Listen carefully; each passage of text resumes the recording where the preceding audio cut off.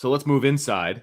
Mm-hmm. Let's go. Let's talk defensive tackle. And this is a tough one for me. I actually have 2 grades written down because I'm on the fence about it, and it's tough for me. So my fence, I've got C plus B minus. Okay. That's where I'm kind of I don't know which way to go with it because look, the 2-year numbers is 2, right? That's low, and I know that they're trying to go to more 3 down. I get that. But that wasn't the case last year. I mean, it was early. Okay. And we got frustrated by it, and we wanted to do less of that. You know, I mean, that's right.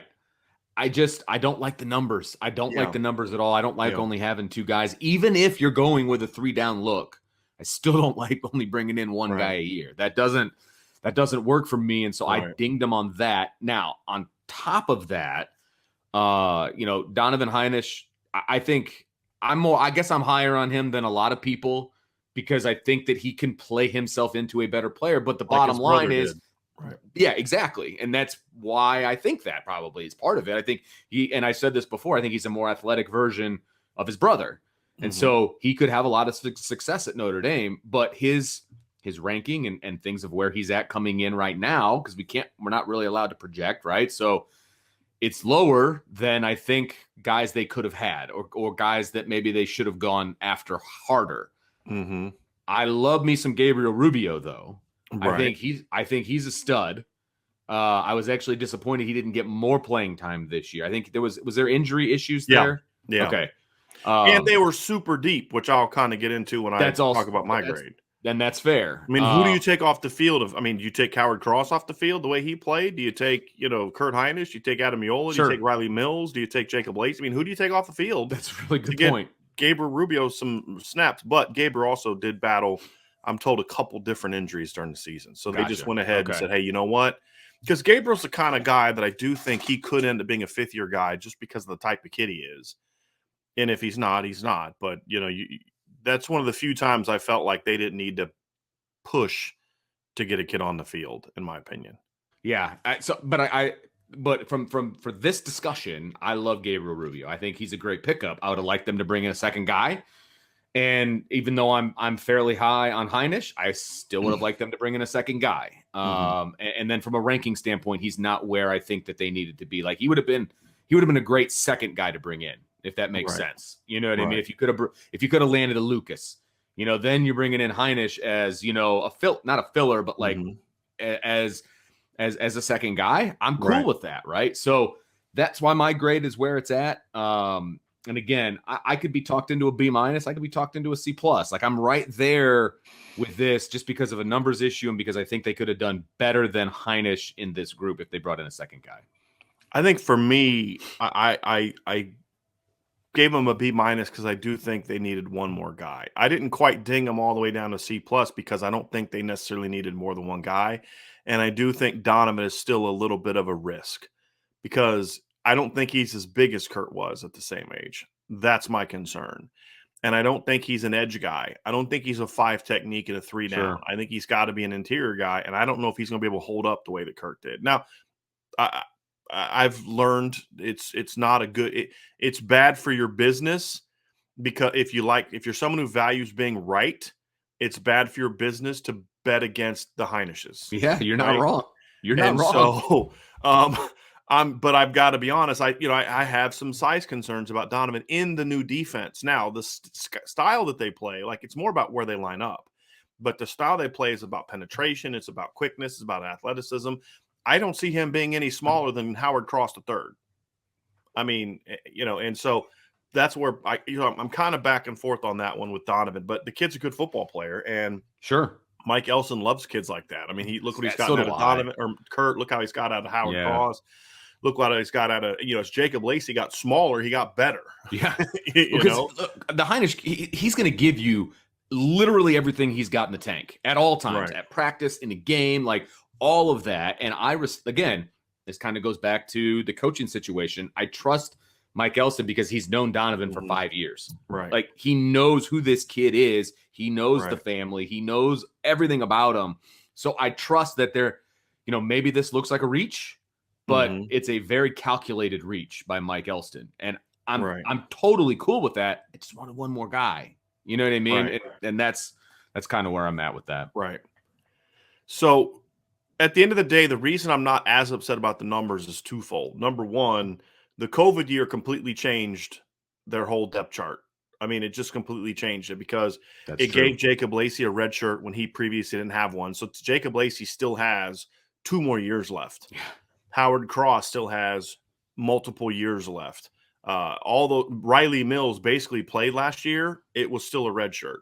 I mean, he's still a red shirt freshman again this year. And so when I look at it, I say, boy, there's a lot of kids there. You talk about Gabriel Rubio. I've heard some really good things about what the staff thinks about Aiden Kaneana, who again last year basically didn't count for him. 2020 he's basically a freshman this year again. Crazy. So if they redshirt him this year, which I believe they did, I don't think he's played more than 3 games.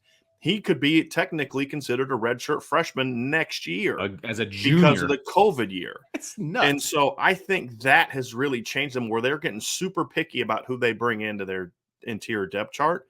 That's point number 1. Point number 2 is when they go 4 down, my understanding is they are going to be going 4 down more in penetration situations, which means guys like Jason Onye, Tyson Ford are going to play some there as well. Okay. And so there's that. There's going to be snaps when our big ends, because Tyson Ford's 6'5", 260. He's already as big. He'll be as big as he'll be bigger than Myron Tungavaloa Mosa by the time fall camp starts. That's nuts. Right. And Jason Onye, same way. Jason Onye, I've been told, is already 275 plus. So they're still edge players, but they can play inside in a 3 technique type situation as penetrators and things like that. So I think that factors into it as well, because the reality is, it's hard for me to say you guys came up short of numbers when they chose this number. Yeah. And that's what, true. Now we can argue that, hey, that was a mistake, right? But as you mentioned earlier, this is a part of the staff that you kind of give them the benefit of the doubt a little bit. So now I want to see that pan out, because if it doesn't pan out, then it's okay. It's time to be critical. But they know their needs. They know their roster. And from talking to people, this is a strategic decision. Plus, there are some 5th-year guys that they're trying to they want to bring back. And their thought is, if you bring another guy back, now you get into a really tricky depth situation where you have like 8 guys for kind of 1.5 spots. Yeah, right. Yeah, right. 1.5. You know what I mean? Like, no, I get that. And that factored into it as well. And you want to kind of space out that depth since Aiden and Riley Mills are basically freshmen all over again. I mean, if we were going to get real technical, we could say the 2-year grade is Donovan Heinisch, Gabriel Rubio, Aiden Kaneana, and Riley Mills. So the grade from goes an eligibility standpoint. Yeah, it's up to a flipping A. Yeah, absolutely. So now that's not the case because those guys didn't sign, but the COVID year has really changed things. You're right. And staffs are trying to figure out how to properly handle it. And so that's why I think I'm more understanding of that, to where I would actually say B- with a questionable B, because I do view Gabriel Rubio as a top 100 to 150 caliber guy. And I do view some of the ends as being able to help out there. And we do like Donovan Heinisch. So I'm going to go B- and just comfortably go B-, because even though they're okay with those numbers, I just would have felt a little bit more comfortable with one more guy. And then you say, okay, well, what if Jason Onye moves inside? Well, then it moves up to a B. But then I'd have to think about moving the DN grade down to B as well. Because now you come up short numbers. Right. Exactly. And that's part of it. I mean, it is part of it is filling your roster, right? I mean, that's absolutely part of it. And I'm going to pull up the super chat, Brian, just because it fits what we're talking about here. You found something.